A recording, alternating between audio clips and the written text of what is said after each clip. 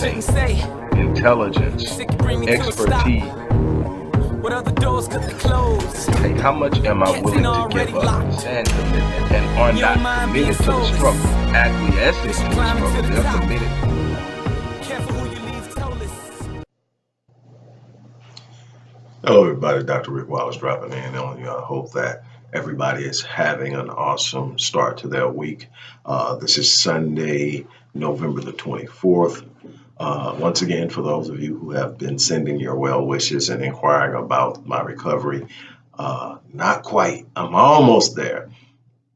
Nothing inhibiting, but there's still a slight level of discomfort, but I am, again, improving rapidly. On a fast track to recovery. I'm doing my work. I'm committed. I'm in there. So again, thank you for checking in. Once again, thanks for those of you who are showing your love and support in the middle of all of these things that are going on. But we are still fighting. We're still working. Marion is still in the middle of doing what she does with the girls. I'm still in the middle of what we're doing with the boys, and we're working together. We're also connecting on a number of different ways to address issues in the Black community, from education to economics, to supporting Black business, to creating protocols and agendas. I am investing myself completely and totally. This is a huge part of the legacy that I have committed to building for myself as I live this life, so that there's something other than he used to own and he did and he went. I want to really, truly touch lives. And that starts within the Black community. I tell people all the time. I had somebody, and maybe they'll watch this. I doubt very seriously if they're Black, but one thing I very rarely do is make it a point of addressing and answering criticisms of people who won't even identify themselves and who they really are on social media. You got a picture of something up and no real name, but you're challenging me. You see my picture, my likeness, my actual videos, and my real name, and you're challenging me. I rarely respond to that, but somebody asked a question because I was talking on the video concerning Anaya Blanchard and the importance of us stopping and rendering aid and being supportive and protective of our women. And the question was, why just Black women and not all women? Number one, I never said I wouldn't help anyone if they weren't Black, but it starts with what I identify. I'm a Black man. So the first responsibility of a Black man is to protect a Black woman. So before I can go out and do anything for anybody else, I've got to make sure that my mind is so fixed that it never, ever neglects the responsibility of protecting a Black woman. So that's where that came from for the person who asked why. That's why. It's not that I won't help someone else. It's that I'm going to absolutely make sure me and the men that I'm responsible for teaching and mentoring and young boys that I'm responsible for raising and developing are going to understand we protect our women first and foremost. So that's that. Anyway, this video that you're about to see isn't even me. It's Jason Black, and he's going to be talking about the implosion within the mainstream media backed Black platformists is what I call them. Those that have positions in media because white people have propped them up, and how things are kind of making a turn. And I just kind of like some of the perspectives that are presented. And anybody that knows me knows that I am not one that has to agree with each and everything and approaches and philosophies of others. If you're pro-Black and you're fighting for Blackness and you making a punch and you putting a black eye on all the BS that's going on, I'll ride with you. I stand with you. We shouldn't be the same. We should be each our individual and unique selves because we bring something to the table. So I'm going to share this. I'm going to leave it at that. Once again, before I leave, because I'm not going to come in on the back end of this. I'm going to leave it with you just the way it is. But I really want to encourage you to support the work that we're doing in the Black community. The links will be in the video. Support our work, support what we're doing. Those who have supported us in the past, we really, truly appreciate you. On that note, I'm going to check out of here. I'll be bringing you some more stuff later on today that'll be my perspective on some things, but I just really wanted to share this from Jason Black. And on that note, I'm going to check out. You guys have a great day. Tonight on the Black Channel, the puppets of the white supremacist media establishment are getting their wake-up calls in the past, the present, and soon to be the future. The Black Channel is live.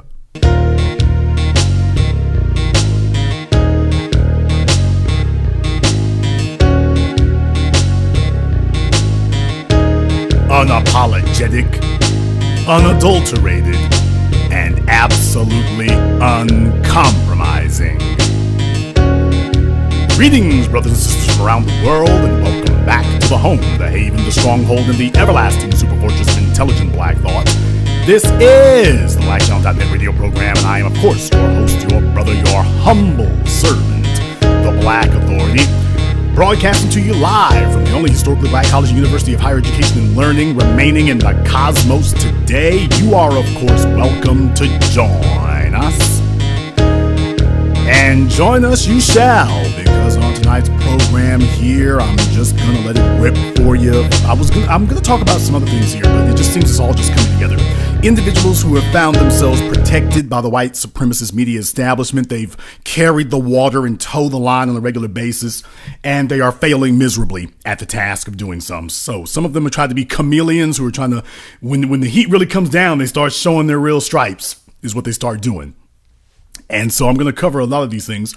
But first and foremost, I want to cover this one thing. In case you weren't aware, The Breakfast Club, or as Professor Black Truth affectionately refers to them as the Breakfast Schlubs, Charlemagne the Coon, DJ Envy, Angela Who, these individuals who, when Malik Yoba and his clown car of LGBT, mentally and emotionally unbalanced individuals who were challenging not just credulity, but sanity, came to their studios, they all cowered down and didn't question a single outrageous, insane thing that Malik Yoba and his friends said. They didn't say, brother, you sound crazy. They didn't say, brother, that sounds stupid. They didn't use any of that language. They just accepted everything and said, oh, okay, that's the way you feel. All right, teach me something. So when it came to the transsexuals, Charlemagne put on his thong and his high heels, red shoes, and started walking down the street on the stroll. But he didn't question them. He accepted every bit of insanity that they stated. Judge Joe Brown was asked about Harriet Tubman on the $20 bill, and this is something he's maintained for a while, that he thought that you are trying to supplant the place of the men in the society by bypassing the men and going straight to the women and going, that's a way of superseding the men. The men are the warrior class of any society. They are the protector class of any society. And to attempt to diminish the men and minimize the men, which is what American society does, this effeminization where they put women over the men. This is why you end up going to the mall or the store or whatever, and the males are sitting there mumbling, walking with their pants sagging, and all other manner of idiocy occurring. And of course, these individuals like that because you are subservient to females. You are not a threat to anyone. So by just overtly telling you that you don't have primacy, then you don't see yourself as a leadership class. And nobody likes to say it like that until the police start whooping people's asses, until it's time to put in work in the streets. You're not going to call your women and your children. And you don't get to turn it on and off like a switch that the men are just bodyguards and that's all we do. No, the men are the leadership class of the society. And this is unquestioned. Except when you get in black society where they want to destabilize you. So absolutely not. Now, Judge Brown didn't say that Harriet Tubman shouldn't be on a bill. He said the truth, which is to put Harriet Tubman on before you've put a man on. That is directly insulting to black men and to black people. To do something like that is directly insulting. Now, Charlemagne, who has absolutely no black credentials whatsoever, he's like he's the Stephen A. Smith of radio. He's been trying to to bully people into giving him black credentials he doesn't have. Charlemagne is one of the biggest coons, clowns, and idiots that has picked up a microphone. He's even said that if the price is right, he ain't got a problem cooning. So now that he's feeling the heat because the Obama years beat him to death, and that when he had Hillary Clinton at the Breakfast Club and we here at the Black Channel called them out because he was sitting there butt dancing and laughing when this woman who was one of the architects of mass incarceration was there. Charlemagne, it's too late for you to try to get black credentials. Your pathetic, pitiful performance in front of Hillary Clinton demonstrated what your credentials are. And other than buck dancing and samboing, you don't have any black credentials. So it's too late for you to try to sit up here and claim you got some now. It's too late for you to do that. If Harriet Tubman saw you, she wouldn't shoot you, Charlemagne. She would have snuffed you in the crib. Charlemagne dares to sit up here and say that Joe Brown is one of the people that Harriet Tubman would have taken out. Joe Brown doesn't have a history of cooning, unlike you, Charlemagne. You'd have been sitting there in the house with Massa yucking it up. Huh, that's right, Massa Hillary, Massa Clinton. So they're trying to hijack our perspective. They're trying to hijack our position. They're trying to hijack our influence in the society, the things that we say, the points that we make, the stance that we take on these things. But let's just be very clear. How that guy, Andrew Schultz, Charlemagne, that's your pimp right there, dude. Don't even try to act like somehow you got some independent black influence, buddy. You're Andrew Schultz's hoe. You are Andrew Schultz's hoe. Let's just be very, very clear about that. Understand where you are in the pecking order. You're not going to sit here and reinvent yourself. You are the hoe in the pecking order. Just making that very clear. I just want to establish that. Now, they, on the Breakfast Club, obviously prompted by their white masters, they sat up here and wanted to call out Joe Brown for saying that. Now, Judge Brown didn't say anything to them, but they wanted to call him out. And obviously what they really want to do is they really want to go after him for the LGBT thing, because you all were not an objective group of people dealing with it rationally and logically. You are apologists for it. You are apologists for it. And when it was outright insanity being stated in your studio, you didn't have any objection to it whatsoever. None. And what's his name? That cross-dressing comedian Flame called Charlemagne out on that and said, why didn't you call Malik Yoba out for the insanity he was saying? And Charlemagne said, well, I mean, I think that's up to people like you, Flame. Charlemagne, you claim, I mean, it's unsubstantiated, but you claim to be a heterosexual male, and Malik Yoba was saying completely insane things about heterosexual males. As a heterosexual male, you should have called Malik Yoba out, and you didn't do that, because we understand who the real hoe is in the room. We all understand that. When the transsexuals showed up, you became the submissive bottom. Can I say that? Can I say that? Oh, that was too harsh to say that? Okay. Well, Charlemagne, let's just call it what it is. In this prison scenario, you the wife, the transsexuals punked you out completely. You just sat there and whatever they said, oh, okay, is that right? Oh, how does that work?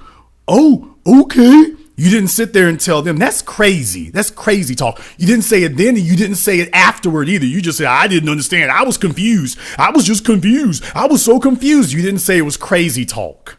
To say that was being a Malik Yoba's nonsense about how being attracted to somebody with a penis, you can still be heterosexual. That's insanity. You didn't call it that.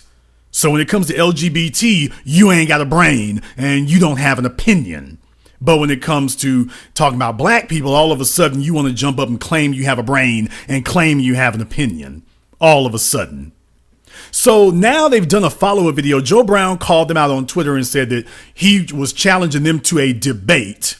And so the Breakfast Schlubs, who are really desperate for credibility and desperate for attention, they put up a video saying about that, acknowledging that Joe Brown challenges the Moist and Soggy Breakfast Club to a debate. And Charlemagne was just right out of the gate, cooning as big as he could be. And he was using language and talking in a way he didn't talk anything like this when Malik Yoba and the LGBT clown car was there, he didn't talk anything like this. Nothing like this at all. But as far as addressing another black person, all of a sudden, he's talking totally different than he was before. This is the Rumor Report with Angela Yee. Rumor has On the Breakfast Club. it. Listen up.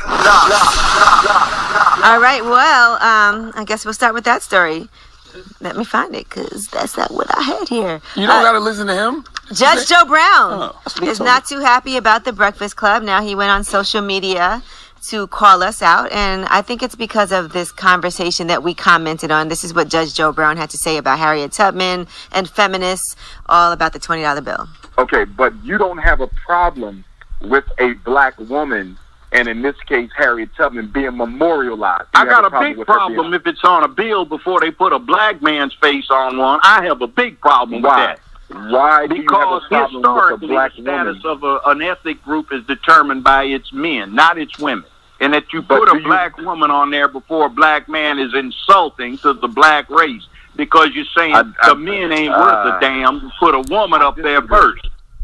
Now, we did not agree with those sentiments. Right? Am I correct in saying that? I don't agree with that at all. I thought what Judge Joe Brown said was ignorant, and I said that he sounded like the type of person Harriet Tubman would have shot. It sounds very chauvinistic to me. Now, they didn't talk like this about Malik Yoba. They didn't even say we disagree with Malik Yoba saying that you can be heterosexual and that these are women even though they have penises. They didn't say this. They didn't talk like this at all about Malik Yoba. They didn't talk like this at all when Flame questioned Charlamagne. He didn't talk like this at all. So understand, one of the chief characteristics of a coon is they don't have anything bad to say about Massa and Massa's new mascot to the LGBT community. They don't have anything bad to say about Massa, but they save all of their indignation and all of their real venom and vitriol for other black folk. So just understand, that's a coon characteristic. So Charlamagne, just understand, Harriet Tubman would have helped you would have told you, hey, get you some water down by the river. And as soon as you put your face down in the water, she would have drowned you. Just understand, the coon in the room is you. You are the coon that sat by the door. So don't try to reinvent yourself as Mr. Pro-Black now. It's too late for that. You're like Stephen A. Smith. The long tail of your coonery and foolishness is just too damn long at this point. You're not going to be able to reinvent yourself. You're very desperate to try to do that at this point. The new black media has written your epitaph for you. The narrative is already written for you. It's too late for you to try to pretend you're a representative of a pro-black agenda or pro-black stance. It's too late for that now. You got too much baggage that you are carrying. You're carrying too much baggage on that conveyor belt at the airport, brother. You're carrying too much. So it's a little late for you to try to pretend that you're going to be this phony pro-black person. You're going to define for us what Harriet Tubman and Real Riders would have done. You're a joke, okay? So it's a bit late for you to try to reinvent yourself as something you clearly are not. Too late for that. It's not like we just found you yesterday. But I want to go even further than that. Now, I want you to listen to what they had to say next here. Right? Am I correct in saying that? I don't agree with that at all. I thought what Judge Joe Brown said was ignorant, and I said that he sounded like the type of person Harriet Tubman would have shot. It sounds very chauvinistic to me. Yeah, Harriet Tubman was a great leader who led women and men to freedom. She's a real-life superhero. To say she shouldn't be on a $20 bill because of your twisted perception of patriarchy is just stupid. Well, he posted, I've challenged these moist, soggy, jelly-filled breakfast Pop-Tarts to a debate. I like Pop-Tarts. Let's see if they've especially the strawberry cojones to debate me on manhood. I'm betting they don't. He got bilingual in it. Here's the thing, Judge Joe. You don't become the leader because of your agenda, okay? Presence is more than just being there, all right? And Harriet Tubman's presence is still felt to this day. How would Judge Joe Brown feel about Julia Roberts on the $20 bill? That's what I want to know. Well, you know what? He said it.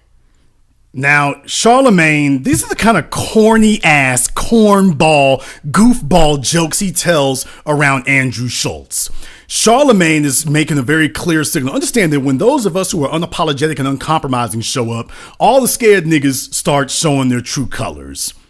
So leadership is not just determined by your gender. Just understand that he's not going to say that mess outside of black society. He's not going to say that there.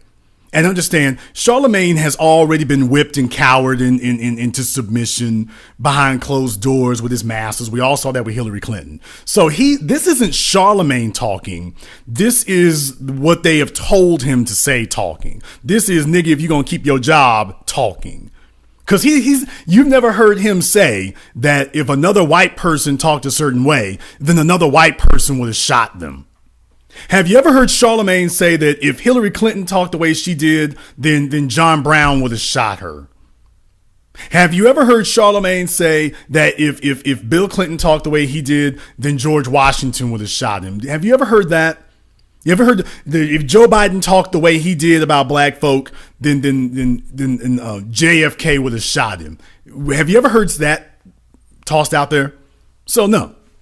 So Charlemagne the dog is sitting up here now, and like I say, his true colors are coming out, and that's good. We need all of this to come to the surface, because you tried to play both sides of the fence with the Kamala Harris thing, and I told the people then, no, Charlemagne does not have a past. No, he doesn't. But he certainly did help expose what was going on with Kamala Harris, and that's perfectly fine. However, you don't get a pass, dude. You don't get a pass, and it's not, well, he did the right thing now, so maybe he was just having an off day. No, you're Charlemagne the coon. Let me just be very, very clear about that. And the exception was when you were talking to Kamala Harris, not the rule. That was not who you really are. That was the exception. So you said that to keep your credibility, because we roasted you alive about your cooning and buck dancing and laughing and joking and samboing for Hillary Clinton. So you tried to save your credibility. Well, see, I asked Hillary Clinton a tough question, and Jay-Z, I asked him a tough question there. So that proves that you were trying to save your credentials, and so you can come back and get back to what you really are. And now that you've done that, just understand, no, you didn't fool anybody. So this is what they said next. If it weren't for men's egos, you'd still be living in caves and gathering. Presence is still felt to this day. How would Judge Joe Brown feel about Julia Roberts on the $20 bill? That's what I want to know. Well, you know what? He said if it weren't for men's egos, you'd still be living in caves and gathering instead of shopping. What? Just a reflection. And by the way, Judge Joe Brown can come up here anytime. In fact, he was scheduled to come on the show. When was this? A couple of years ago? Yeah, but back in the day. Mm-hmm. But for some reason, he was under the impression that we would buy his plane ticket. Yeah, he wanted a plane ticket to get him there, and car service. And he wanted a plane ticket. He wanted car service. He wanted well, a hotel. If he was a woman, I would have. Yeah. No, we wouldn't. No, we wouldn't. Sorry. Nobody. I would have. We have never paid for a plane ticket here. We've never done car service. I don't know what type of show he thought this was, but we ain't that kind of operation. Maybe he thought it was like a fake show that we would just have a big argument and then. Who did he call moist? But go ahead, and saw. He was calling you moist, Envy, and a man with the name Envy. I mean, that's really self-explanatory for moist, my man. That's really self-explanatory. And by the way, did you notice Angela Yee trying to talk all salty? None of them talk like that when Malik Yoba was there. None of them talk like that when Birdman was there. But all of a sudden, they want to get smart. So like I said, this is that Stephen A. Smith thing. Everybody's buck on the other side of a monitor. But understand, even at Joe Brown's advanced age, you will hear none of this kind of talk in person. Let's just understand that. So the coons and clowns are jumping out of the clown car. The circus is in town. They're desperate for credibility. The new black media runs the yard. We control the narrative, and that's the way it will remain, because you all are the puppets and the dogs of white supremacy, and we are the leaders of black society. So you're on the outside looking in, and of course you're jealous and angry and everything else. And you think you're going to play this misogynist angle, but it's not going to go the way you'd like. You know how we know it's not going to go the way you'd like? If you go and take a look on the Breakfast Club's Twitter page, they put up a poll. See, they just knew they had the hometown audience. They put up a poll asking, in the case of Judge Joe Brown versus the Breakfast Club, who do you think will win the debate? 70% out of 1,000 at this time right now, almost 1,500 votes, 1,487, 70% said Team Joe Brown, and 30% said Team Breakfast Club. This is for a man who ain't been on nationally syndicated in years and years, and hasn't really had a super high profile like that since he came off of television, and just right out of the gate, out of almost obscurity. If this doesn't demonstrate to the Breakfast Club just how bereft of any logic, reasoning, or any competence, you don't even possess basic intellectual competence, that Joe Brown could come almost out of obscurity and blow you out of the water on your own page, on your own post, on your own poll that you put up. blew you out of the water. 70% to 30%. That wasn't a beating, that was an annihilation. No, I don't really think you want the flames. I really don't think you want them. I really don't. And as far as trying to claim about what primacy is concerned, Charlemagne, what do you know about leadership in any capacity? When have you ever demonstrated black male leadership anywhere? You've certainly been black male entertaining. You've certainly been black male the court jester and the class clown. What do you know about black male leadership to be able to even comment on it? I know that you have quite the repertoire of black male failure. And I know you have quite the repertoire of black male subservience to black females. Shout out Wendy Williams. But you've never really been this stand-up dude and this epitome of black male leadership, masculinity, or any other type of self-directed initiative. So for you to attempt to say what black male leadership should be or what gender should demonstrate or assert leadership is just insane for me to hear you say that, because you have never demonstrated it. So it's really just odd to hear this oddball crap coming from you, man. This is really just strange to hear it. Now, you got your ass not just beat, you got your ass kicked in sideways on your poll on Twitter, but I'm going to go even further than that right now. You want to know what kind of support that Judge Joe Brown has got? You want to know what kind of support he gets from the streets? You want to know about calling your bluff, Charlemagne the Coon, DJ Envy, Angela Who Woulda Thunk It? Let me tell you all right now on this microphone, here at the Black Channel, the new black media, I want to formally announce that if Judge Joe Brown wants to go to New York, and let's just be very, very clear, Judge Joe Brown's paper is straight. So you can't, I'm going to advise everybody not to believe that Charlemagne, we know he's a habitual liar. Him and Angela Yee, by the way, is very interesting here. Is this your way of trying to make up with Angela now, Charlemagne, by kissing women's asses? Because you know about this whole thing with Gucci Mane, you and her were on the outs. You stopped following each other on Twitter and whatnot. So all of a sudden now y'all supposed to be Amos and Andy? All of a sudden y'all are Mutt and Jeff? Is that the situation here? All of a sudden y'all are Heckle and Jekyll again? Is this supposed to be your way of trying to, smooth things out with her? Is we're going to kiss her women's asses and talk about patriarchy? Is that what you think is going to do it, dude? I mean, understand, this is Charlemagne's idea of masculinity, is kissing women's asses, not leading women, but sucking their asses. In his mind, that's how you get in good with the females. I mean, man, you just got to give them what they want and just knuckle under and just surrender and just give them what they want. These are his dating strategies. This is his female introduction and conversation strategy. This is how his female interaction strategy is to kiss their asses. So understand, we're speaking separate languages here. One is a male language. The other one is a simp kiss ass language. No wonder he doesn't get it and doesn't understand this, because he can't really afford to get it. But let's go a little bit further here. I'm going to call your bluff right now.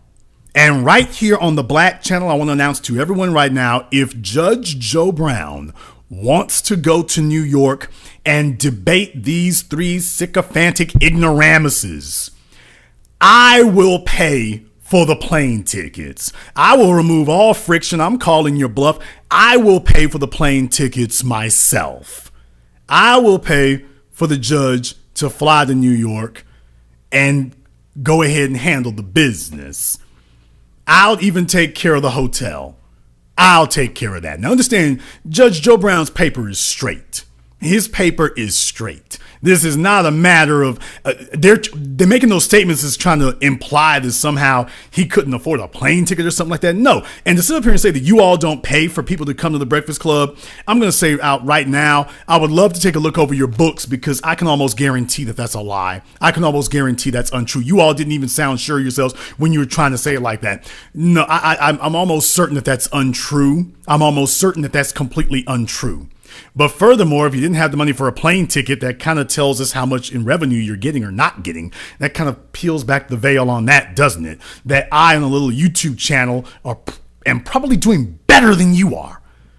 But I'll go even further. Just to show you the type of street level support that the judge has. He doesn't need to pay for the plane ticket. You don't need to pay for it. And truthfully, he doesn't need to pay for it. I'll pay for it. I'll take care of it.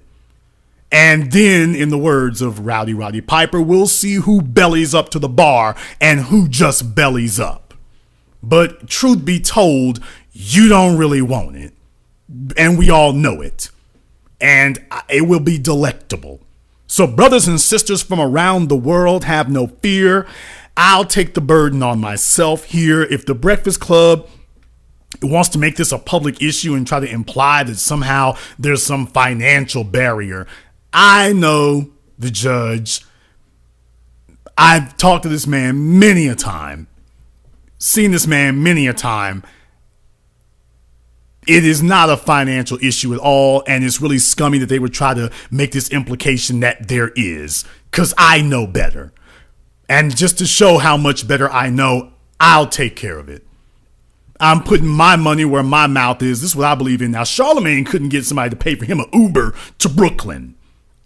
But when you got the type of respect among the people that Judge Joe Brown has, that happens.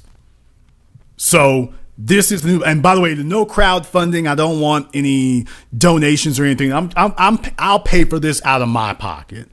I will pay for this out of my pocket. If the judge wants me to, of course, I won't impose it.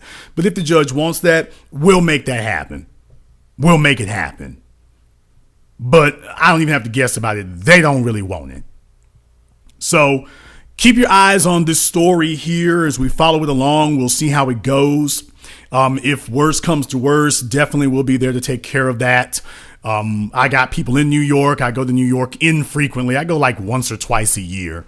But this would be a good opportunity for us to go ahead and get more closely acquainted. But the new black media is ready to crash headfirst into the coon black media, and it's about time we wipe the floor with them. But if you think you're going to demonize black male leadership on black male terms, and Charlemagne, you don't qualify, if you think you're going to define black males as being subservient, you got another damn thing coming. And that's another thing. He'll sit there with rappers who say all kinds of so-called misogynistic things and doesn't have a problem with it. I mean, when Gucci Mane said what he said about Angela Yee, you all saw what Charlemagne did. He hoed up real quick, didn't he? He got his hoe boots on real quickly. He wasn't questioning anything. So like I say, but that's the type of limp little moist coward he is. And the sooner we get around to exposing that, the better. So I can't wait for the opportunity for this to occur. Let's get on. Now, next order of business here is about the coon media. And you have to understand, white supremacy has made huge investments in co-opting the black psyche, black media. They've made huge investments in this area. They've made huge investments.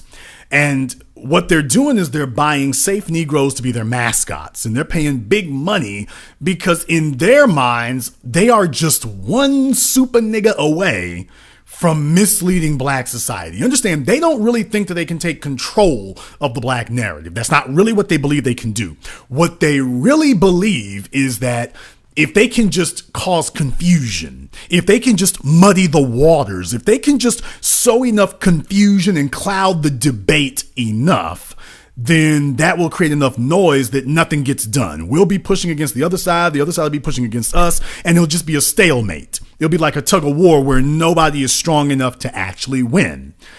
And that's where Stephen A. Coon Smith comes in. Now, Stephen A. Smith was on his way to losing his job altogether 5 years ago, and then he went in there and sucked ass and said, massa, anything you want.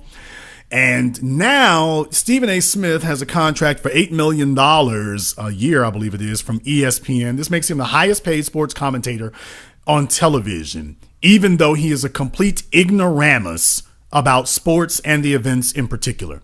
Now, earlier this week, Stephen A. Smith was talking about the Colin Kaepernick tryouts in Atlanta. And He got embarrassed in front of everyone. He got mortally embarrassed. But worse than that, Stephen A. Smith has been having multiple meltdowns. He's been having multiple meltdowns because people have been calling him out left, right, and center, and he finally could not ignore it. What this tells you is that it's been focus tested. It's been investigated by ESPN. Their people are letting him know that, man, you don't really have any credibility among black people. You don't have any credibility. And we're really in a situation right now where we're saying, what's the point of having you around if you don't have any credibility among black folk? Because you see, we need for you to mislead them. And you're not really doing that. You're not able to mislead them because you don't have credibility. And since you have no credibility, why do we need to pay you? That's what he's worried about now. We hired you to mislead the masses. But if you have no credibility among the masses and they're all laughing at you, then you have no ability to mislead them. Stephen A. Smith got very, very upset about that as a result of the negative comments he made about Colin Kaepernick, saying that Kaepernick really doesn't want to play. He just wants to have a publicity stunt. People lit into him because his co-host, the white guy, Max Kellerman, was standing up for Kaepernick, and people were saying that Kellerman is more black than you are, Stephen, and it's just been a thunderous chorus of people in unison and agreement saying that.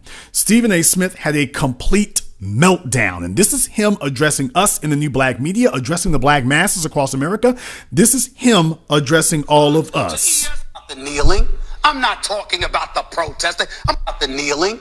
I'm not talking about the protesting. I'm a black man, you idiots. You think I have a problem with a man that is kneeling and protesting racial oppression and police brutality? Do you know anything about my history in 25 years in this damn business? Yes, Stephen, we know everything about your history in 25 years in this damn business, and it is a shameful parade of idiocy and nonsense is what it is. It is shameful. It's embarrassing. Yes, we are making these comments because of your history. We're not making it because you made one off-brand, off-the-cuff, off-the-wall comment during the current events of the sports era today, because of Colin Kaepernick. We didn't say that because of that. We're saying this because of your long-standing history. That's the reason we're saying it. You don't want to make this a bullet points issue, Stephen. You really don't. Now, you all know what happens when niggas come unglued. When niggas come unglued, they start yelling, they start screaming, and they upset and this, that, and the other. That's because you're losing. You're losing the debate. You're losing the whole damn thing. So, of course he's upset. Of course he is. Absolutely. Now, he went on here later and he was upset because Terrell Owens, former Dallas Cowboy, had said that Stephen A. Smith, that Kellerman was blacker than Stephen A. Smith. That's what he had said. I'll go ahead and play some of that for you now. NFL's workout, but set up his own this past Saturday. Apparently, he was not comfortable signing a waiver provided by the NFL. The NFL positioned it as a standard workout waiver, which we found out was factually incorrect. There was more to it, vague language, that Colin and his team were not comfortable. Terrell Owens, kind enough to join us this morning. He had an issue with Stephen A.'s take in supporting the NFL and being a little harsh, he thought, on Colin Kaepernick here. And I know, Max, you didn't have a chance to jump in, and I'm sure you want to respond. Well, it's okay. It got kind of explosive when T.O. you said tongue-in-cheek. You said that I seem blacker than Stephen A. And Stephen A. obviously had to respond to that. And I want to respond to that before I say what I originally wanted to say, which is, first of all, I can't eat anymore all the cookouts I've been invited to, like, since this whole thing came up. Well, I'm not going to play the rest of Kellerman's comments because then he began caping for Stephen A. So all you folks who invited him to the cookout, y'all are kind of looking kind of dumb right now. You were really premature. But Terrell Owens, and it wasn't tongue-in-cheek, Terrell Owens is supposed to be friends with Stephen A. Smith, but Terrell Owens ain't going to give up his street credibility. Everybody knows Stephen A. Smith is a hired coon. And this is what he does. So if you sit up here and defend Stephen A. Smith, you're basically sacrificing your own credibility in the process. Now, even during this particular interview, during these particular exchanges, Stephen A. couldn't help himself but to start coming unglued again. It was just absolutely ridiculous for him to even try that. So he just started coming apart at the seams. Yeah, Max, thank you. But with all due respect, y'all are not hearing me correctly. It's not that I'm taking the NFL side. It's that I was communicating with Kaepernick's people leading up to the workout, and their actions were not consistent with what they had been telling me they wanted for 2 months. That is what everybody's missing. If T.O. hypothetically sat up there and said, Stephen A., I just want to get back in the NFL. Stephen A., come on, man. He did, I did this for us, man. The fight that I fought, it ain't right that I'm being blackballed, etc., etc. Will you help me? And I am helping you. And others are helping you. And it leads to 25 different teams willing to come see you work out when you said all you wanted was one call. And then you don't show up. I'm looking at it from the standpoint, no, it's not idealistic. No. So this is what Stephen A. Smith was saying here. Now, you all have to understand, the problem was that the waiver that the NFL wanted Kaepernick to sign was not a standard waiver. It was basically a standard waiver that he would give up all of his rights to sue the NFL. They didn't want him really filming the workout either. They wanted their cameras to film it so that they could give the teams the footage that they wanted, which of course could be all bad. And we're just going to just show the drop passes and say, oh, he's not ready to come back. See, it's all messed up. See, you don't want to waste money on him, whatnot like that. So Kaepernick didn't want to sign because the waiver that they wanted to give him was not the standard NFL waiver. Now, the NFL, as you heard the woman say at the beginning, the NFL claimed that they had given him a standard waiver. But then when they showed the waiver, they said, oh, well, this isn't standard. This is really, really abnormal with a bunch of stuff on here that would penalize Kaepernick if he signs this. There's no way that any athlete in the NFL would sign this particular waiver. Stephen A. Smith apparently did not even know that the waivers were different, even though he had been told. But that didn't really make a difference, because even after Terrell Owens and Max Kellerman and this woman stood up here and tell him that, no, this was not the standard waiver, Stephen A. still stuck to his guns. That was how crazy it is. He still didn't give it up even after that. So what does that tell you? Is this really about the truth? Is this really about Colin Kaepernick, or is this really about, hey, how do I sit up here and toe the line that I've been given? That's what the real question is. What is the real point behind this? What are you really trying to do? What are they really paying you $8 million a year for? For $8 million a year, if you're the highest paid sports commentator on television, you should also be the most knowledgeable and authoritative. You shouldn't get a damn thing wrong for $8 million a year. That doesn't make any sense. You shouldn't get a damn thing wrong, certainly not like that. And you claim that you've been talking to people and, oh, I was talking to Kaepernick's people and I know everything's going on and woo-de-woo. And then we turn around and actually, you don't know anything. So what was the real purpose behind this? With white bosses or whatever the case may be. I have. Right. Saying. Now here's Terrell Owens commenting. So again, you're being a black man, knowing that we have gone through some of these things. You have gone through some of those things with white bosses or whatever the case may be. I have. Right. So why do you feel that Colin Kaepernick should have to do the same thing? He believes in what he believes in. He's standing in his truth. You have a platform to help change the narrative, change the culture. Don't black people get to be treated with the same privileges that white people do? Exactly. It's black advocacy, cultural allegiance. Dr. Michael Eric Dyson was on this show Monday. Oh, boy. And he said the same thing you said. He said the same thing Max said. he said the same thing I'm saying, all rolled up into one, because we understand the importance of unfairness and addressing it, and you have spoken to that on many occasions, T.O. The issue in question, however, is this.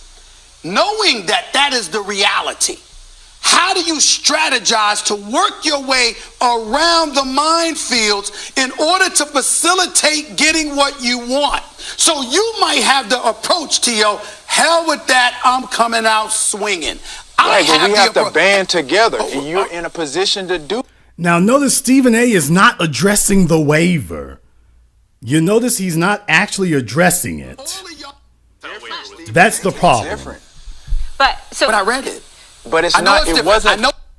We thought it was a standard workout waiver. Okay, now I want to get to the point here where the woman interrupts to tell him about the waiver, so she's trying to blow off the conversation, but fortunately that didn't happen. And here is Stephen A. basically acknowledging that he didn't even know what was in the waiver and yet is condemning Kaepernick for not just signing the waiver so that he could have the tryout. Because all of this complaining he's doing is about Kaepernick needs to just sign the waiver. If he really wanted to play, he would have just shown up and had the tryout and signed the waiver. Now listen to how he responds when, for the umpteenth time, because this happened several times during this particular piece here. Several times he was praised about this. Listen to what he says. Regurgitating the same thing over and over. We didn't have the correct information on the waiver. We came on the show. I was the one that read it. We thought it was a standard workout waiver. And then we found out about the language was different. He was signing away his rights. And then that's why everything got changed. Is there anything else? I didn't read the different. Okay, so this, paragraphs 2 and 7 in the waiver in the NFL waiver. Stephen A. It's different. But I read it. But it's not. It wasn't favorable, right? But it wasn't favorable for Colin. But his lawyers didn't advise him to sign that. Right. It was for the NFL, because there was potential that he could never sue them again based on anything. But they made it seem like it was just about the actual workout. And I'm not saying he should have signed that waiver.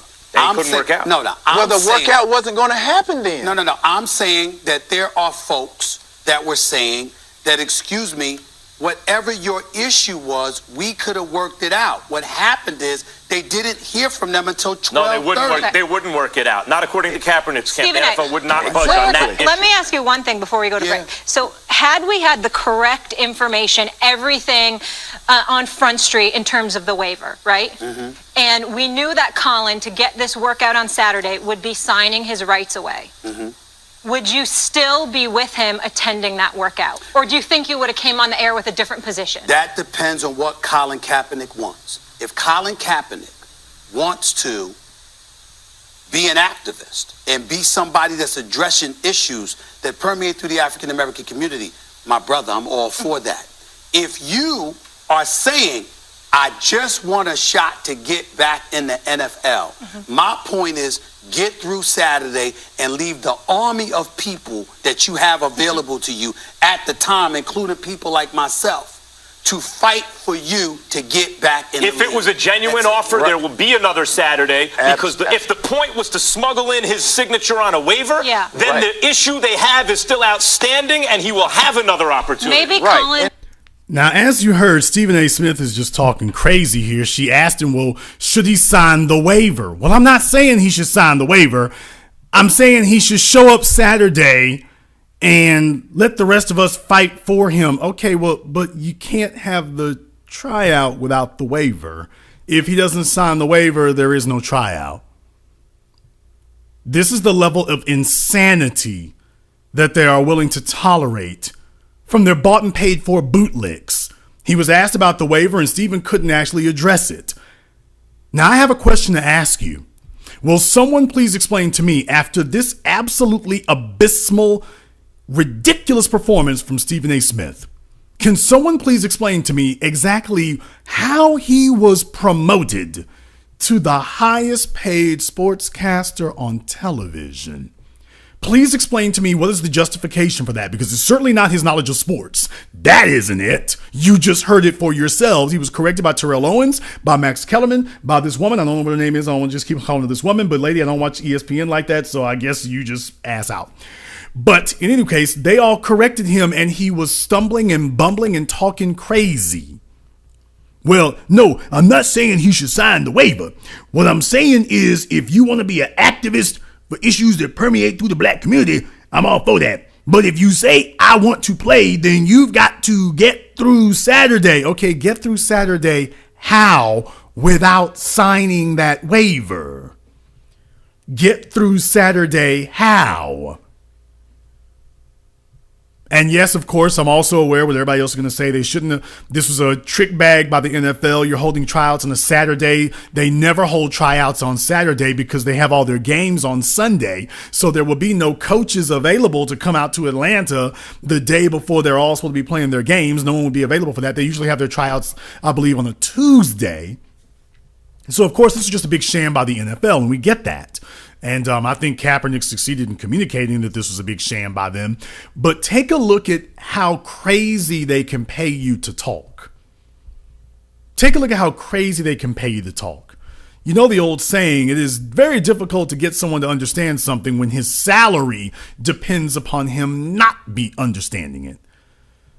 Very difficult to get someone to understand something when their salary depends on them being ignorant of it. And this is the level of sheer in-your-face, blatant stupidity that $8 million a year can purchase. It is not that Stephen A. is ignorant.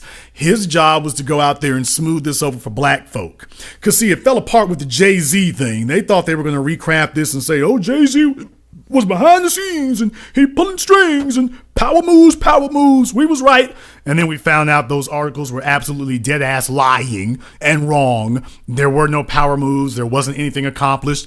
And now that's all falling apart. Where are you all?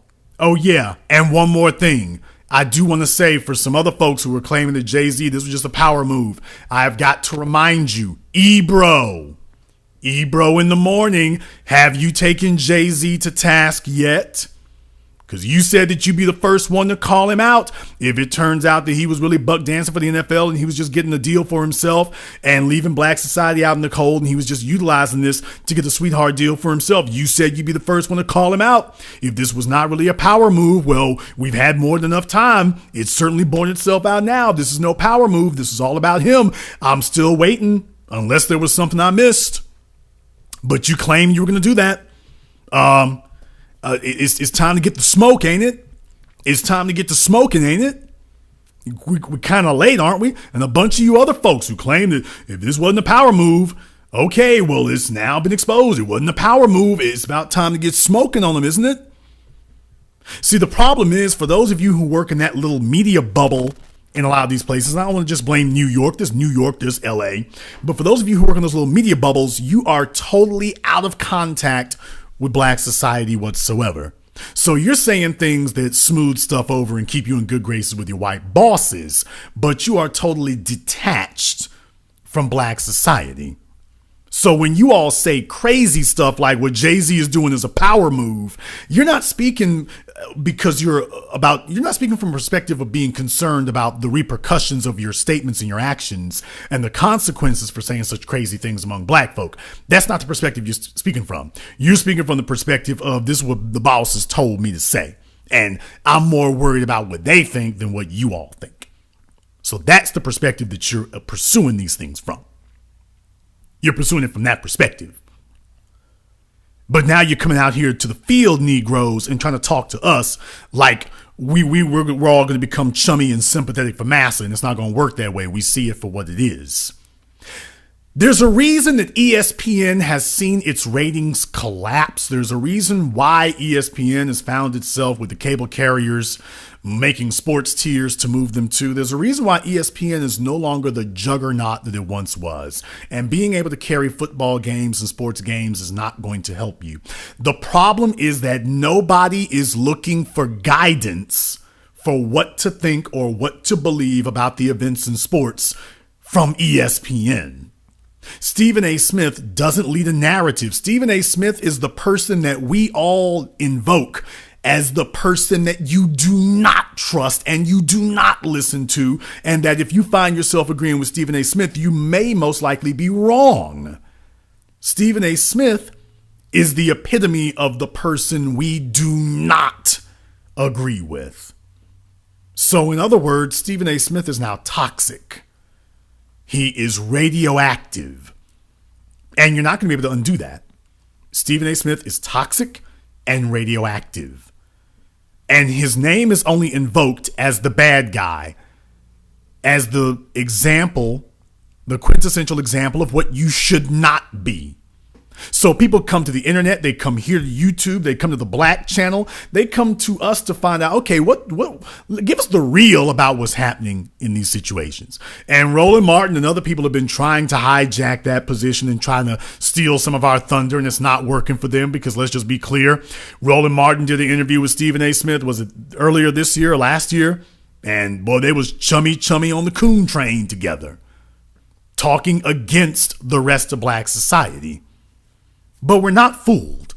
And what you're finding out, Stephen A., is that what you and Disney are finding out is they can pay you $8 million to run your damn mouth, but $8 million is not going to buy the sensibilities and the agreement of Black society. That $8 million is not going to buy it. You don't have $8 million worth of influence among Black people. That's the real fatal flaw that you possess. They can pay you $8 million, but it's a bad bet. It's a bad investment because you don't have $8 million worth of credibility. More concisely put, you don't have the credibility among Black people that the highest paid sports commentator in the world should have. There's nothing about you that justifies paying you the most money of anybody. And I believe that this is all a setup as well. Stephen A. Smith is going to get booted out the damn door just like Jemele Hill and just like all of the others. You all know his day is coming. But they need to spend this money now so that they can say that, oh, well, you know, we've been there, we've done that. He was the first Negro, and they'll be able to hide behind what they paid him for the rest of their existence. You can't say we racist. I mean, we paid Stephen A. Smith $8 million before we fired his ass. So you can't say we racist now. You can't say that. And Stephen A. knows it. Let's just be very, very clear. Stephen A. knows that he is just the designated house nigga. He knows it. But people, what else is he gonna do? Tell me, what else could he do other than what he's doing right now? He's not a physicist. He's not a banker. He's not qualified to do any of those things. He doesn't possess the mathematical skills or the intellectual aptitude other than sitting there and running his damn mouth and sounding like an idiot. And notice the dumber he talks, the louder he gets, because he figures he's just going to overwhelm you with volume because he doesn't have much intellect to back it up with. Other than that, tell me, what else could he do? Tell me what else Stephen A. Smith could do where he could get $8 million. Tell me what else he could do that he's qualified to do where he could make $1 million. Tell me. Tell me one. Put it in the comments. Either hearing that live or recorded. Put it in the comments. Go ahead. There's a bunch of them. There's a reason why the likes of Jemele Hill work there. There's a reason that they work there. And it's not just there also. They have their apparatchiks all over the place. They have them in place. They've got them prepared. Shannon Sharpe, who had attempted to position himself as the anti-Stephen A. Smith. Shannon Sharpe, who had attempted to position himself as the black male in the room, who's going to speak unapologetically on black issues and in favor of the black players and whatnot. Shannon Sharpe. Well, unfortunately for Shannon, on Fox Sports 1, so just in case you thought you were safe not being on Disney's ESPN over there on Fox Sports 1, just when you thought it was safe, if you thought, well, I watch Fox Sports 1, so I don't have to worry about coonery, well, you're in for a surprise. Over there on Fox Sports 1, Shannon Sharpe was talking about the situation that happened here. One of the Cleveland Browns, it was a game between the Browns and I think it was the Pittsburgh Steelers. And anyway, one of the Browns defenders, Myles Garrett, he took the helmet off the quarterback, I think, and swung at him or something like that. Now, when we look back over the video, you can see that the quarterback, when he got knocked down on the ground, he tried to kick Myles Garrett in the groin when the quarterback fell on the ground. I think the quarterback is Mason Rudolph. But Mason Rudolph, comes up swinging and found out that was a bad idea. You're just a quarterback. You're not a lineman. Well, anyway, Myles Garrett, from the video that you now see, you can clearly see that Mason Rudolph tried to kick Garrett in the groin. He had been sacked 2 or 3 times already. So apparently he was very frustrated that things were not working out and Cleveland was able to shred, their offense. And they were able to break through the line and keep tackling him. So rather than just suck it up, instead he decides he's going to fight dirty and whatnot. And he found out things can go from football to whoop your ass ball real quick. And he wasn't really ready for that. Well, Shannon Sharpe, who, if you thought before now, he was reliable, man, oh man. Shannon Sharpe weighs in about what he thought of Myles Garrett's actions and how, I won't even say anymore, just listen to the way in which he characterizes it. I hate Skip. When it comes to force, you must use reasonable force to diffuse the force that was used against you. Yeah. Someone reaching at your helmet. Okay, if you shove him to the ground, no problem. That's the force to keep you up off me. But once you hit him in his head, now we see all these videos are talking about, and I don't need to explain it, about excessive force. Mm-hmm. Somebody shoves someone, let's just say it's an officer, and the force is excessive. Well, he didn't have to do that. Right. You need to meet the amount of force that was used against you. That's how it works. Skip, I can't step on someone's shoe. They knock me unconscious and say, well, he stepped on my... Right. You can't do that. Right. He used excessive force. Yeah. The amount of force that he used, instigation or not. Yep. Yeah. You know how this works. And people are like, well, he's not what he did. And I get it, Reggie, you calling the plays. But for some reason, Myles Garrett was hell-bent on taking the man to the ground. Yeah, he was. Yeah. Well, let me ask you this question then. Because if they're going to... Is it just me, or does Shannon sound like one of these old niggas? I mean, they get loud and verbose and bombastic. He sounds like one of them old deacons at the church. Y'all know the one. He's the old deacon of the church. He may have been ex-military and whatnot. He's got glasses on. He's wild-eyed and wide-eyed. Everything is just done. The volume is always on 11. Hey there, Sister Jones. Hey, this is Johnson. What's going on over there right there? I'm going to go see you back the other day. Okay. He's becoming that dude there. When they were young, everything was about fighting white supremacy, or at least they acknowledged it. But as they've gotten older, it's slowly morphed into, well, we is really our own worst enemies over here, right there. We would just do better about these things, It would just happen. Ain't no real racism, though. Racism is just a thought. This is what you do there. Anybody can be racist. Anybody can be racist. Anybody at all, right there. All of a sudden, they start equivocating things. Shannon's becoming one of the old niggas. Because right now he's 51 years old, I believe. And he put up a picture, I think, on Instagram or Twitter or something like that, where he was showing himself with his shirt off when he was, I think, 27, 42, and then 51. So he's one of these old niggas who is still trying to play the field out here. I think, was he fooling around with Nicole Murphy for a minute or whatever? Talk about your catches out there and stuff. But yeah, old Shannon is trying to prove something, isn't he? Shannon is trying to prove something here. I think there's a bit of overlap between him and Stephen A. Smith. They're both loud and verbose and effusive and over the top. I'm just seeing a little bit of overlap there. Think I'm wrong? Okay. Just saying. But in any case, that was Shannon Sharpe. So he just compared a white quarterback kicking a black male in the groin, and the black male defends himself. Shannon Sharpe just compared the black male to a white police officer practicing police brutality and murder against unarmed black people. Now, just in case you think that, well, Jason, that was just one comment, maybe it's out of context, maybe he didn't really mean it in a black society type of way. Maybe he wasn't really referring to the black community. That's kind of vague. No, he meant what he said. Reggie Bush also was there, and I got some comments about that.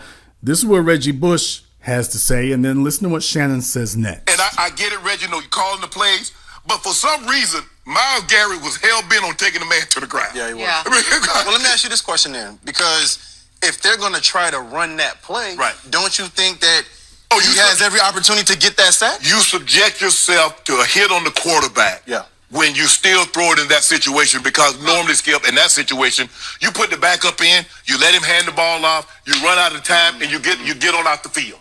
So when you put yourself in that situation, but the amount of force that Myles Garrett used to try to defuse this situation was excessive. There's force and there's excessive. He used excessive force, and I don't condone that. But if you want to support the guy, Skip, he made a terrible decision. I'm gonna give him that. But when he comes back, that's our guy. Because that's not the Myles Garrett that we know. That's not the Myles Garrett that I've been around for the last 2 to 3 years. But to try to he got what he deserved. Really? Yeah, no. Because we lose our stuff. When we hear other people say he got what he deserved, he shouldn't have been resisting. So just remember when you say what Myles Garrett did was okay when he used excessive force. Just remember. Got it.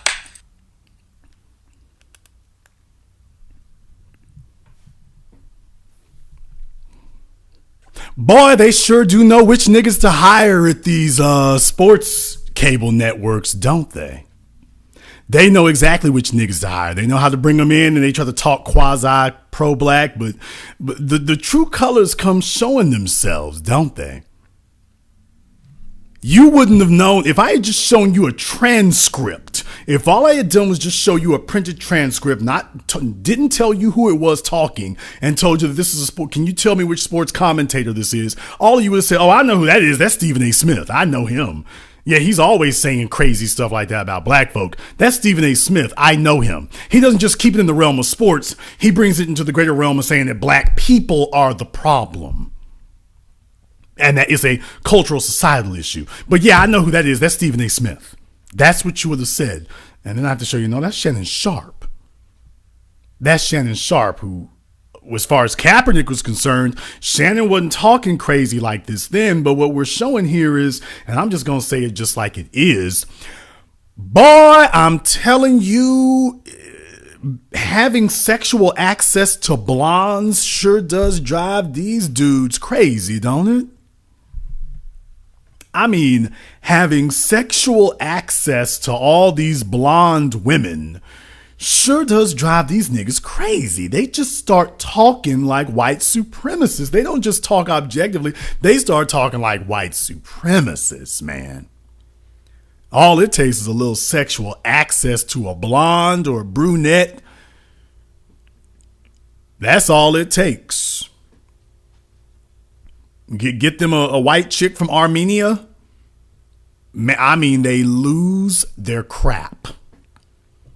They lose their minds. They lose their crap. They just go completely bat crap crazy. Okay, in reality, they don't go crazy. They just go full coon is what they do.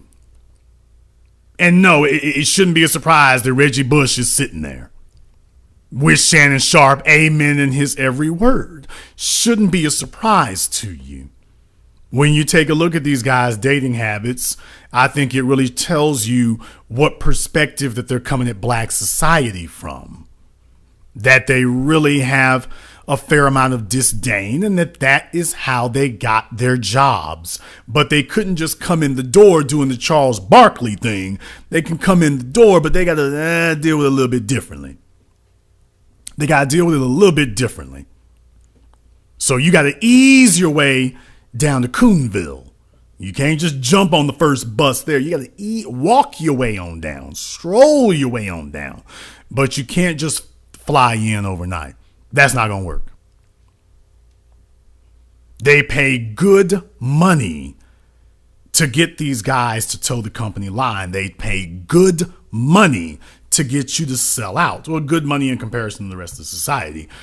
And your soul shouldn't come with a price tag on it. Your soul should not come with a price tag. However, be that as it may, understand that this is what you're up against. So when you watch the media, for those of you who want to tell me, I watch sports to blow off some steam and it's not that serious. Okay, you tell me that this isn't that serious. Don't sit up here and freaking tell me that sports is not about race and that white supremacy, the fight against white supremacy, does not permeate into sports also. And this is what the hell we're going into. Don't sit up here. Just because you're a coward and you want to live with your head up your butt and in the sand, you go ahead and do that. But don't tell me that I'm crazy just because you're a coward. Don't tell me that I'm crazy just because you're easily distracted and you're a coward. Don't tell me I'm crazy just because you have a fatal character flaw. That's your character flaw, not mine.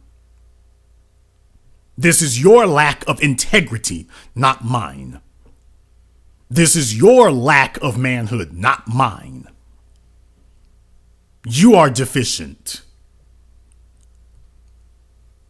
Now, where Shannon Sharpe is concerned, I'm just saying right now, always had an eye on him. And at this point right now, he's kind of removed all doubt. Wait for more shoes to drop, but you have no friends. You have no representation. It's not, well, I watch Fox Sports Net because ESPN hires the coons. Man, the coons are everywhere. Fox Sports Net, Jefferson Pilot, they're everywhere. They're all over the place. There is no safe zone. ESPN, CBS, there is no safe zone. You can't get hired if you're going to tell the unapologetic, unadulterated truth. You can't get hired. You can't do it. Because they established these corporations and these entities for the purposes of maintaining white power and control. They didn't establish them so that black people could come along and co-opt them and make them tools of empowerment for us, even if we are the labor force. That's not its purpose for existing. That's not the reason it's there. And if it does begin doing that, then they consider it to be a failure and it's going to be shut down and restarted. But that's the perspective that they come at everything from. Everything. So you're not going to be able to get in like that. And you know what? That's great too. That's great too. We have more. The world is cutting the cord on cable television. The world is turning in their cable boxes. They don't go to ESPN for the news. News doesn't break on ESPN. They just comment on the news on ESPN. News breaks on Instagram. News breaks on Twitter. News breaks on YouTube. That's where the cutting edge is. By the time you hear it from ESPN, you are so far behind the news that it's really the olds at that point.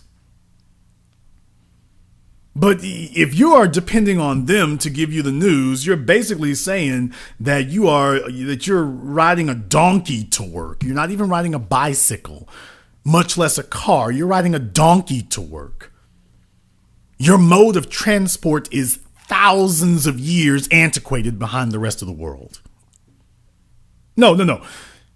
And truthfully speaking, you can't get commentary from a Stephen A. Smith. You're getting propaganda handed to you by the corporation, but you are not getting common sense analysis. And as I just demonstrated from Stephen A. Smith's own mouth, you're not even getting all of the facts of what occurred. You're more informed about what has happened than Stephen A. Smith is.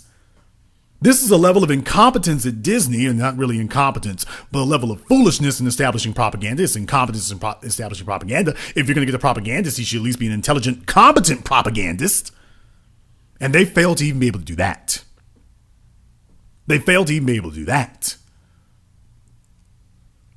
This is the level of stupidity that you're dealing with millions of dollars behind it.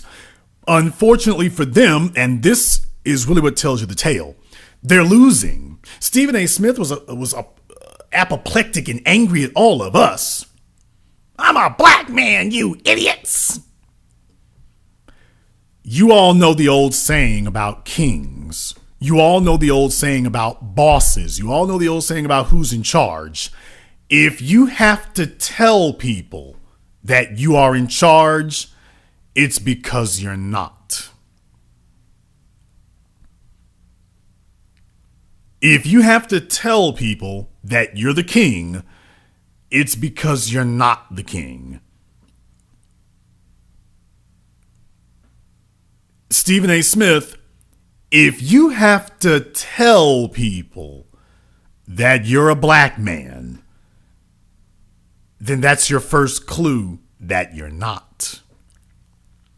That's your first clue that you have lost the war. When people can turn their TVs, see who you are, and they are blatantly in unison around the internet and around the world saying, this isn't a black man, this is a flunky, this is a Sambo, this is a sellout, this is a coon. You've lost the battle, man. It's over. The war is lost. You're done. The war is over. If you have to sit here and argue with us about what we see in front of our eyes and tell us what we see, that's because you recognize that you've already lost.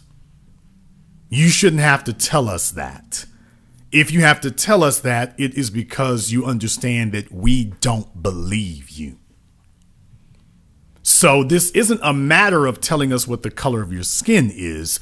We are telling you that your identity and your character are lacking. And you're not going to be able to yell and scream your way into bullying people into submission on that. Your character, your integrity, and your identity are lacking. And $8 million a year from the Disney Corporation is not going to compromise that. It's not going to transform it or change it into something different. It's not going to alter that. So you've already lost. Now I want to ask you all, where would you want to be? Would you want to be here on YouTube, Facebook, Instagram, the internet, where we are creating the narrative that ESPN is responding to? Or do you want to be on ESPN trying to run around and put out as many fires as you can and failing at every turn, responding to what we say here in the new black media? Take a look at that panic in Stephen A. Smith's voice and in his face. He's panicking because he realizes he's losing. And he's trying to, all that screaming and yelling, that was really just to keep his job. That was just to keep his job. Because he recognizes it's over. He's just hoping that you don't recognize that it's over.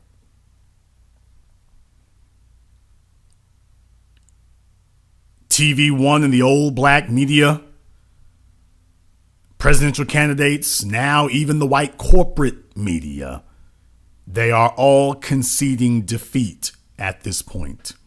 But don't expect them to go down without a fight. They are vicious, feral beasts backed into a corner, and their history has made it plain. When they're backed into a corner, they come out swinging. They are going to be more vicious and dangerous than they've ever been. Keep that in mind. Facing the prospect of defeat is not going to is demoralizing to them, but it is not going to discourage them from fighting. It's going to encourage them to fight even more, because this is white supremacy's last stand. They can't afford to lose anything else, and they're not going to just give it away. You are going to have to take it. And right now they are terrified to damn me death because they realize you have what it takes to take it. Sucks to be them.